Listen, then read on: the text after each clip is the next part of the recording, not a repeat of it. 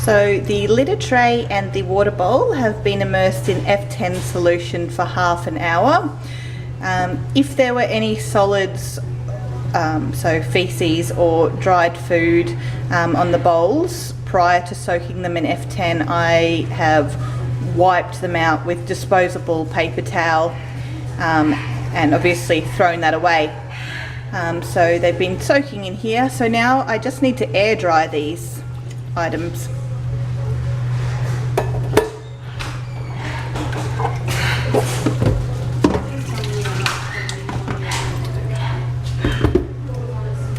So in our isolation simulation here, I've previously showed how to remove any disposable items that have been in contact with the cat flu cat, so they are disposed of immediately. How to soak any items that we're keeping, for example the litter tray and the bowl, in F10 and then leave them to air dry. I've also completely sprayed the cage in F10, so completely drenched that. It's had 30 minutes contact time, so now I wipe this off and then this cage will be ready and safe to use for the next patient. So again, disposable paper towel.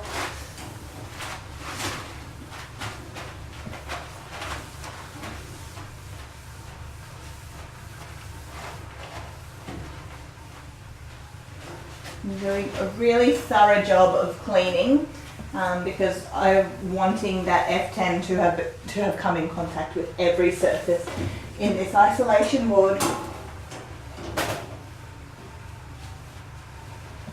So that includes the ceiling and the front of the cage.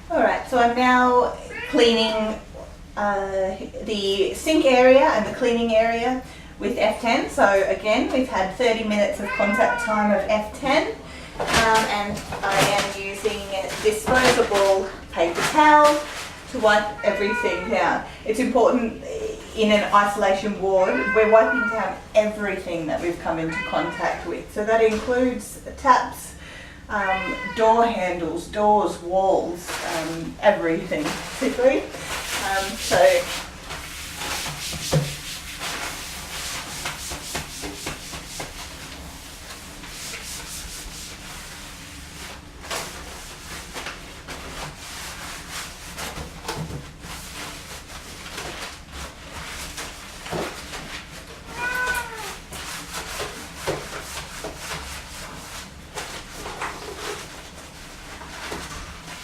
Everything, including the sink.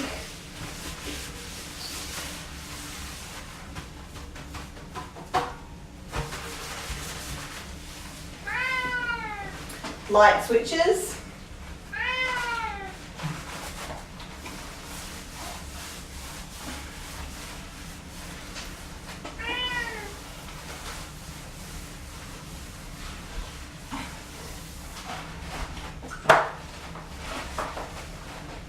Door handles. So the last step in cleaning the isolation ward is the floors. So when we're cleaning, we're working from the top down, and of course the floors, there's risk of me walking the virus around. So last step is mopping with F10.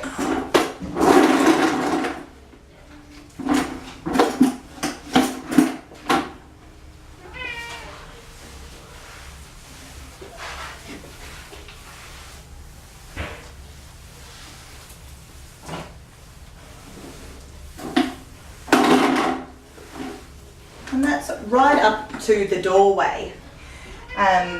So with regards to the floor and not spreading things on foot, there are two main ways that we can prevent the spread of viruses. The first one is foot covers. So you can purchase similar material to a scrub gown, foot covers, which are disposable. They're ideal. If we had an isolation ward here, I think they would be what we would use. Another thing we can use is a foot bath. So a litter tray is ideal. We would fill it with F10 again, and we would be dipping our feet into the foot bath to stop the spread of the cat flu virus feet. A monitoring sheet is completed at each patient assessment. So this is an example of our monitoring sheet here. So these are entered into the patient's file on the computer at the end of each shift. If, as we were monitoring through, we were to see any issues with the patient, for example, in the case of cat flu, if the patients become increasingly more lethargic, or if we had more excessive discharge from the eyes or nose, or respiratory difficulty, we would alert our veterinarian immediately. So at the end of each shift, a completed monitoring sheet would be entered onto the patient's file on Vision. So I've just got a little example here of one that I've completed. So here I've included everything that we've monitored here. So we've got demeanour, recumbency, mucous membranes, capillary refill time, heart rate, rest rate, temp, if any food or water was offered, urine, faeces, walk, if we're a doggy, and an IV check. And also down here we have any medication or procedures carried out. So that's all entered here on the patient file. I save that, and then this patient monitoring sheet can be filed for the day. Once the monitoring sheet has been entered into the computer, they are filed here. And then once a week, we file those monitoring sheets away in alphabetical order. Once we fill one of these books, then they're stored